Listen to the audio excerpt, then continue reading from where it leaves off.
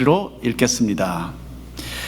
나의 간절한 기대와 소망을 따라 아무 일에든지 부끄러워하지 아니하고 지금도 전과 같이 온전히 담대하여 살든지 죽든지 내 몸에서 그리스도가 존귀하게 되게 하려 하나니 이는 내게 사는 것이 그리스도니 죽는 것도 유익함이라. 아멘. 1990년대 말에 한국에서 교육부 장관을 지내셨던 이명현 교수님에 대한 기사를 잠시 읽어보았습니다. 이분은 북한에서 태어나서 6.25 전쟁 때에 어머니와 함께 남한으로 내려와서 서울에 정착했습니다. 너무나 가난했기 때문에 피난민에게 주는 배급 되는 그 쌀을 얻어먹었지만 그것도 먹는 날보다 굶는 날이 더 많았다고 합니다. 이명현 교수님은 생활이 어려워서 초등학교를 졸업하고 공부를 계속하지 못했다고 합니다. 그리고는 직장 생활을 했는데요. 공중목욕탕에서도 일을 하고 또 신문 배달부로도 그렇게 일을 했다고 합니다. 하지만 틈틈이 독학을 했고 나중에는 검정고시를 통과해서 서울대학교 철학과에 합격을 한 것입니다. 그래서 일을 하면서 계속 대학 공부도 했고요. 결국은 졸업을 했습니다. 그리고 그 후에는 미국으로 유학을 와서 브라운 대학에서 철학 박사를 취득했습니다. 그리고 한국으로 돌아가서 서울대학교 교수, 철학 교수가 되었어요. 그 후에 김영삼 대통령의 초청으로 교육부 장관을 지내게 되었습니다. 이명현 교수님은 초등학교 어린 시절부터 어머니와 함께 새벽 예배를 열심히 나아갔다고 합니다. 새벽 기도를 나가지 않는 날은 어머니는 자기를 자식 취급도 하지 않았다고 해요. 이런 철저한 신앙 교육을 받았기 때문에 이명현 교수는 성장하면서 순수한 믿음을 고수할 수 있었습니다. 이명현 교수님은 13살 때에 공중목욕탕에서 취직을 했다고 합니다. 매일 밤 12시까지 그 어린아이가 목욕탕 청소를 했습니다. 그런데 수요일이 되니까 문제가 발생을 했어요. 자신은 수요 예배를 꼭 가야 하는데 이 목욕탕 주인이 허락을 해주지 않는 겁니다. 그래서 그 일을 그만뒀다고 해요. 서울대학교에 합격을 했을 때는 어느 독지가가 장학금을 주겠다고 했답니다. 그런데 그 장학금을 전달받는 날이 공교롭게도 오늘처럼 주일날이었어요. 꼭 그날 와야만 장학금을 받을 수 있다고 했답니다. 이 찢어지게 가난한 대학생에게 장학금이 얼마나 소중했겠습니까? 여러분 같으면 어떻게 했겠습니까? 그런데 이명현 교수님은 교회를 빠져야만 장학금을 받을 수 있다면 나는 차라리 그 장학금 받지 않겠다라고 포기를 했다고 합니다. 참 대단한 믿음의 결정이죠. 여러분, 이명현 교수님은 현실과 타협하지 않는 그런 신앙인인 것 같아요. 자녀들에게 이런 철저한 신앙관을 심어주어야만 건강한 장래를 이루어가는 다음 세대가 될 것이라고 지금도 그렇게 말씀을 하고 있습니다. 어쨌든 이 살든지 죽든지 예수님만을 높이겠다라는 그런 진실된 신앙을 가지고 계셨던 것 같아요. 그리고 우리에게는 이것이 크나큰 도전이 됩니다. 자, 우리는 벌써 1년이 넘도록 코로나 바이러스로 인해서 상당히 위축된 그런 신앙생활을 이어왔습니다. 지난 1년 동안 교회는 계속 열려 있었지만 바이러스를 핑계로 신앙생활을 등한시한 것이 사실입니다. 하지만 이제는 이런 모습 다 틀어버리고 새로운 마음의 각오로서 잃었던 신앙의 열정을 우리가 되찾게 되기를 바랍니다. 그래서 우리 교회는 오늘을 Back to Church Sunday로 정했죠. 그동안 무뎌진 그런 마음들을 정리하고 연약해진 우리의 기도의 무릎을 다시 꿇어야 하는 그런 때가 이제는 된 것입니다. 그래서 다시 한번 교회를 중심으로 살든지 죽든지라는 그런 마음을 가짐으로써 새 출발하는 우리 모든 성도님들 되시기를 간절히 바랍니다.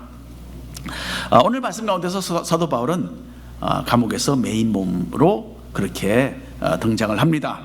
우리는 흔히 예수님을 믿고 말씀대로 살면 모든 일이 잘 풀려서 형통한 삶을 살게 된다라고 생각을 하죠. 그런데 여러분, 이것은 크나큰 오해입니다. 때로는 우리의 신앙이 직접적인 원인이 되어서 어려움에 빠질 수도 있어요. 성경에 나오는 믿음의 사람들 중에서 고난을 당하지 않은 사람이 없을 정도입니다. 구약시대의 요셉은 하나님의 비밀을 깨달아서 아는 참 지혜로운 사람이었어요.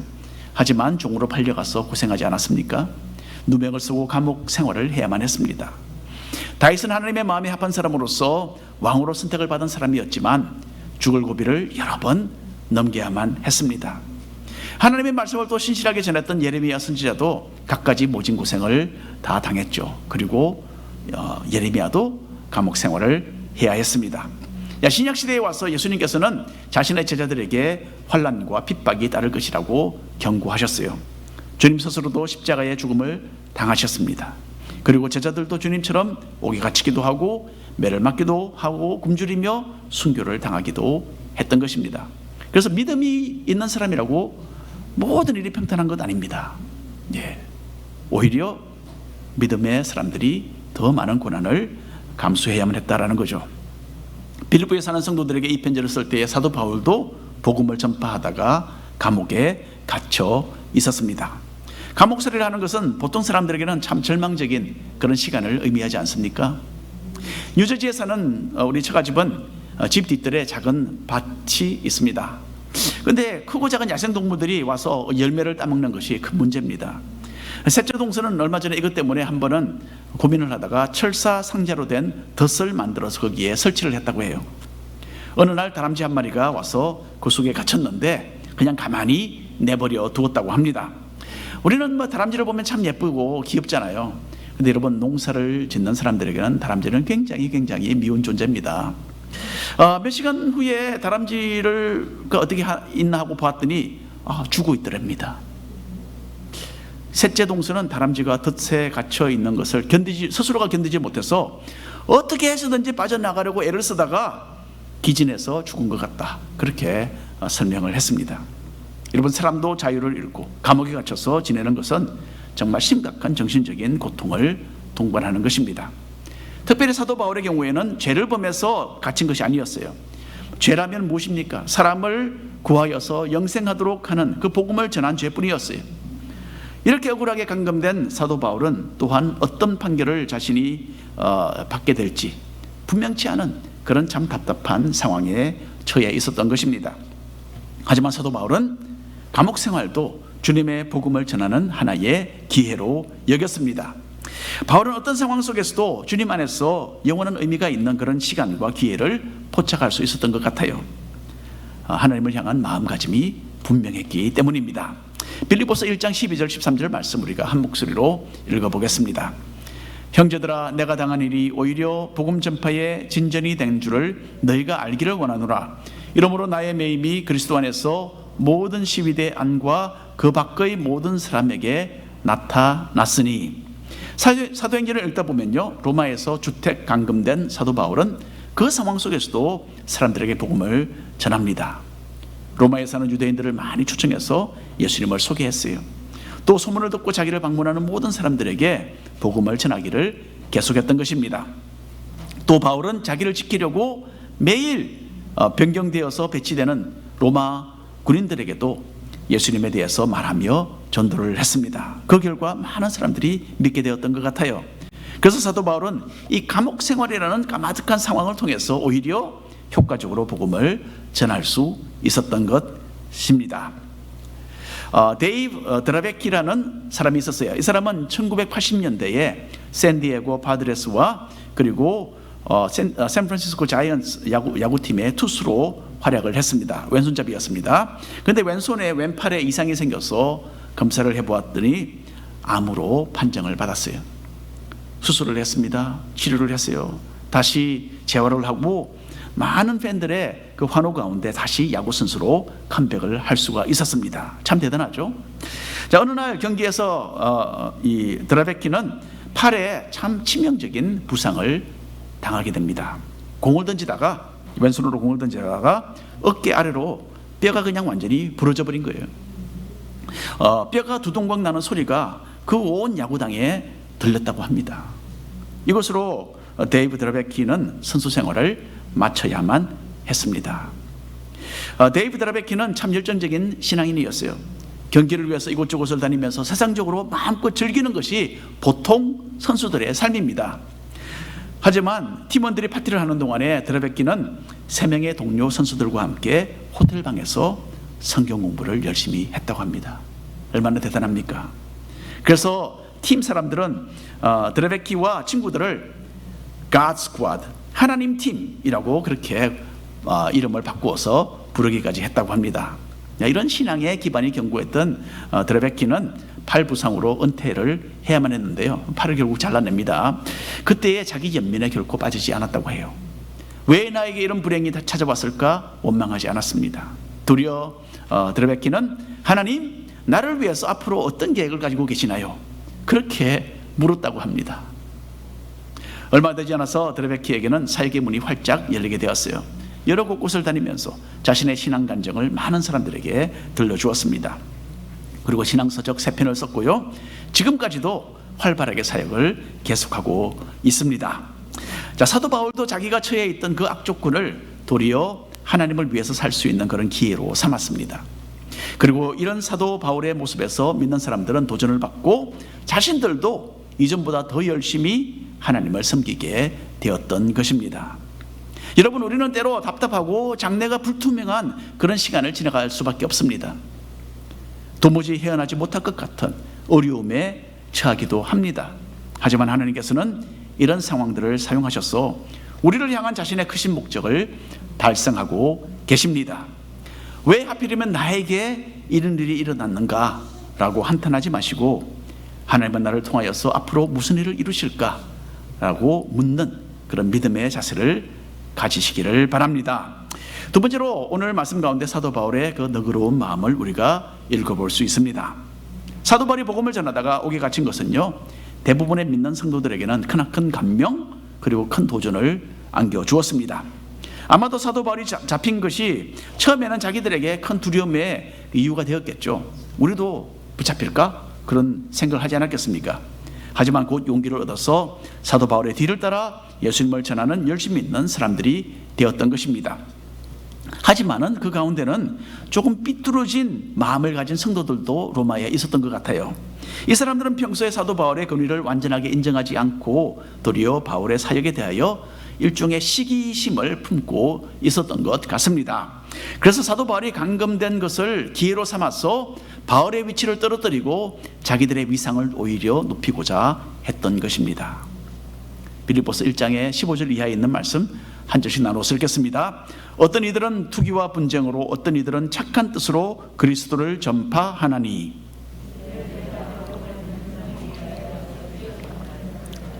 함께 읽겠습니다. 그들은 나의 매임에 괴로움을 더하게 할 줄로 생각하여 순수하지 못하게 다툼으로 그리스도를 전파하느니라. 로마에 가면 바티칸 시티에 시스틴 성당이 있습니다. 이곳은 지금부터 500년 전에 살았던 세계적인 예술가들의 작품들이 그대로 보관되어 있어요. 마클란젤로는 시스틴 성당 천장에 그림을 그렸어요. 천장에 그림을 그렸으니 얼마나 힘들었겠습니까? 그런데 그 엄청난 일을 해낸 거예요. 그것도 한두 개의 그림이 아니라 자그마치 12,000개의 그림을 그 위에다가 그렸습니다. 성경에 있는 여러 스토리와 그 부분을 다 묘사한 그런 그림이에요. 엄청난 그 작품이죠. 또 라파엘이라는 이 화가는 시스틴 성당 벽에 또 방에다가 여러 개의 그림을 또 그렸어요. 이 사람은 사도 베드로와 사도 바울의 생애에 있었던 사건들에 대한 그림을 또 많이 그렸다고 합니다. 마클란젤로와 라파엘, 이 두 사람은 다 탁월한 예술가들이었어요. 둘 다 심혈을 기울여서 성경에 나오는 여러 가지 사건들을 그림으로 그렇게 표현하고 있었습니다. 하지만 두 사람은 서로 치열한 경쟁자들이었어요. 같은 장소에서 같은 시간에 그림을 그리면서도 서로 말을 주고받지 않았습니다. 상대방이 사람들의 관심의 대상이 되는 것을 서로 시기했고, 상대를 누르고 예술가로서 최고의 자리를 자기가 차지하려고 그렇게 둘 다 애를 썼다고 합니다. 여러분, 이처럼 신약시대에는 사도 바울을 시기하던 교회 사역자들도 있었던 것 같습니다. 이 사람들은 사도 바울이 복음을 전하고 효과적으로 사역하는 것을 배아프게 여겼습니다. 그래서 바울이 감옥에 갇히자 자기들은 길을 펴고 사람들 앞에서 자랑스럽게 사역을 했던 것입니다. 이렇게 하면 바울이 감옥에서 속상해할 것이라고 생각을 했죠. 그리고 자신들이 마치 사도 바울보다 더 우울한 것처럼 사람들 앞에 그렇게 나타내 보이려고 시도를 했던 것입니다. 이 사람들의 교만과 시기심에 대해서 사도 바울은 참으로 놀라울 정도로 너그러웠습니다. 18절 말씀 함께 읽어보겠습니다. 그러면 무엇이냐? 거칠애로 하나 참으로 하나 무슨 방도로 하든지 전파되는 것은 그리스도니 이로써 나는 기뻐하고 또한 기뻐하리라. 일단 바울은 그 사람들이 전하는 그 내용이 정확하게 예수님의 복음이라는 그 사실을 인정하고 있습니다. 이 사람들이 비록 시기심과 경쟁을 하려는 그런 잘못된 동기를 가지고 사역을 했지만 그 내용에 있어서는 아무런 하자가 없었기 때문에 바울은 도리어 너그러운 마음을 가졌던 것입니다. 마치 큰 형이 철부지 작은 동생이 좀 잘못하고 또 잘못된 생각으로 마음으로 어떤 일을 하는 것을 볼 때에 그냥 너그럽게 봐주는 그런 마음을 아마 가졌던 것 같아요. 여러분, 큰 그림을 볼 수 있다면, 주님의 그 큰 복음의 그림을 볼 수 있다면 우리 작은 개인적인 문제들은 포용하고 덮어줄 수 있습니다.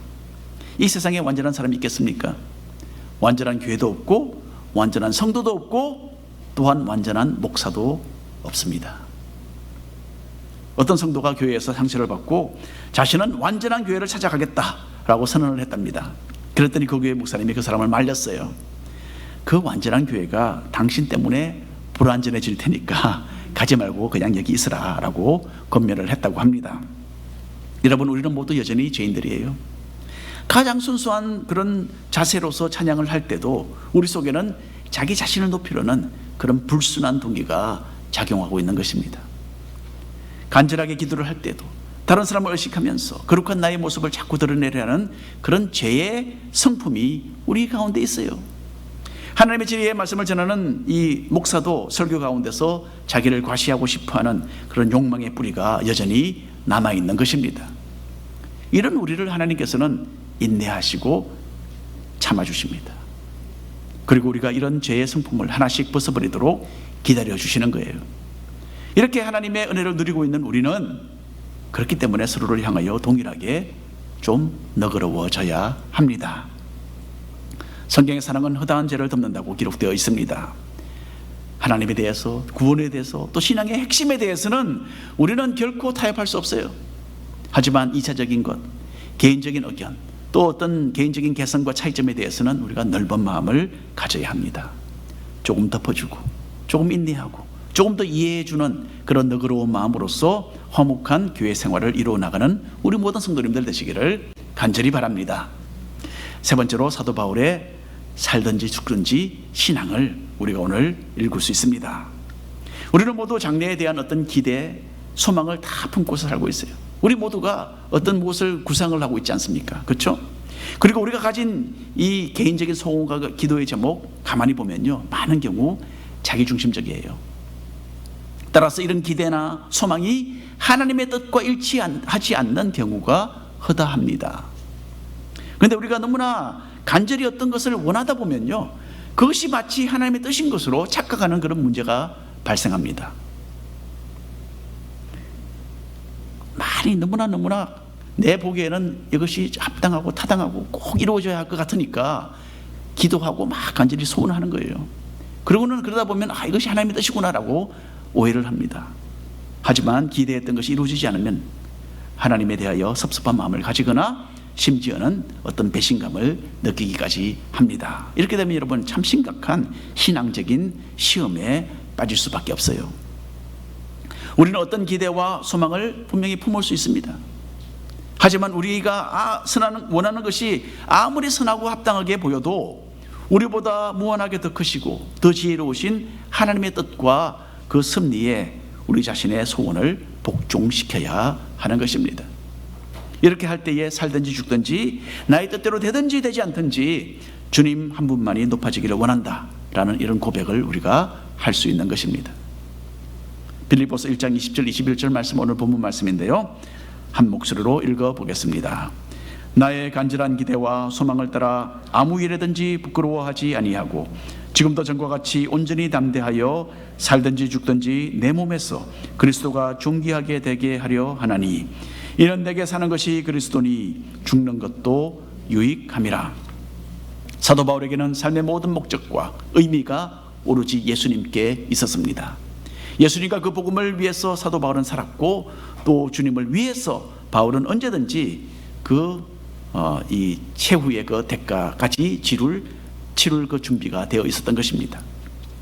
바울은 주님께 완전히 헌신되어 있었기 때문에 예수님께서 마치 바울을 통하여 살아가시고 활동하시는 것과 같았던 것입니다. 사도 바울은 이런 자세로 삶을 살았기 때문에 감옥에 갇혔어도 기뻐할 수 있었습니다. 또 바울은 설사 더 심한 고난을 받아서 자기가 죽게 된다 하더라도 아무런 문제가 없었어요. 자신의 몸은 더 이상 자신의 것이 아니었고 삶의 목적은 주님 한 분만을 크게 드러내는 것이었기 때문입니다. 우리는 지난주에 코로나19 특별 선교 헌금을 했습니다. 많은 분들이 참여를 해주셔서 너무나 기쁩니다. 그리고 성도님들이 마음으로 헌신하여 드렸기 때문에 풍성한 분량이 모아졌어요. 하나님의 큰일을 위해서 육신상의 작은 한 부분 희생하여 드릴 수 있었던 것이 우리 모두에게 크나큰 행복이었습니다. 이 헌금이 선교사님들을 통하여서 어려움에 처해 있는 현지인들에게 전달될 때에 주님께서 모든 존귀와 영광과 찬양을 받게 되실 것입니다. 자, 그리고 사도 바울은 주님을 향한 소망을 굳게 붙잡고 있었기 때문에 자기가 죽는다 하더라도 그것이 유익이 될 것이다 라고 고백하고 있습니다. 먼저 바울은 복음 전파의 유익에 대해서 말하고 있죠. 복음의 증인으로서 자신이 로마에서 죽임을 당한다면 성도들이 오히려 믿음이 더 굳세어질 것을 바울은 내다보고 있었던 것입니다. 또 사도 바울이 자기 개인적인 측면에서도 자기의 죽음이 유익이 될 것을 분명히 알았습니다. 주님을 향한 사도 바울의 헌신은 천국에 대한 흔들리지 않는 그런 소망과 견고하게 연결되어 있었습니다. 이 세상에서 짧은 사역의 기간이 끝나면 자신을 죽도록 사랑하신 그 십자가의 주님과 함께 영원토록 살게 되는 그 소망이 있는 장래가 활짝 펼쳐지게 될 것이었기 때문입니다. 우리가 빌립보서 1장 22절부터 24절까지 말씀인데요, 나눠서 읽겠습니다. 그러나 만일 육신으로 사는 이것이 내 일의 열매일진데 무엇을 택해야 할는지 나는 알지 못하노라.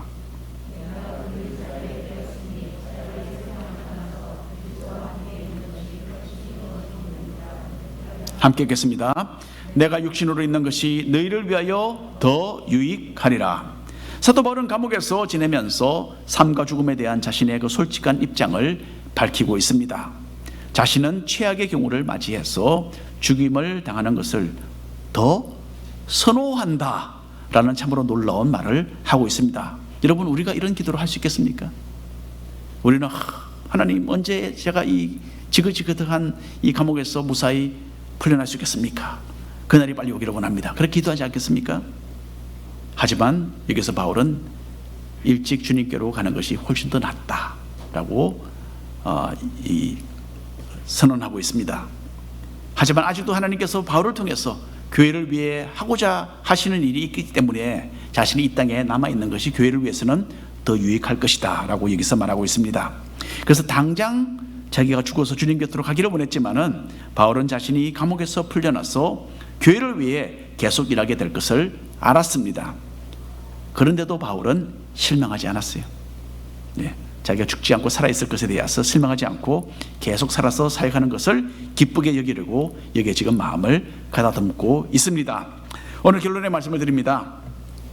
여러분, 사도 바울 한번 생각해 보면 정말 겁나는 사람입니다. 완전히 자신을 하나님께 헌신하여서 드렸던 사도 바울은 세상이나 물질이나 자신의 육체의 평안까지도 아무런 애착을 두지 않았던 것 같습니다.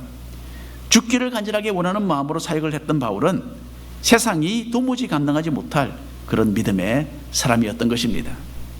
예수님을 너무나 사랑해서 빨리 죽고 싶어 하는 그런 사람에게는요, 두려울 곳이 없는 것입니다. 이런 살든지 죽든지의 그 신앙을 우리는 조금이나마 본받아야 될 것 같습니다. 오늘 백투처치 선대를 통해서 교회생활을 중심으로 하는 신앙의 자세를 새롭게 하고자 합니다. 그동안 영적으로 주저앉아 있었다면 이제는 일어서야 할 때입니다. 힘든 상황 속에서라도 하나님의 뜻을 간절히 구하면서 믿음으로 나아간다면 주님께서 역사해 주실 것입니다. 주님을 향한 기대감과 천국의 소망으로 무장해서 살든지 죽든지 주 예수 그리스도를 높이는 우리 성도의 삶을 살아가시는 한 분 한 분 되시기를 축원합니다. 기도하겠습니다. 주 하나님 아버지,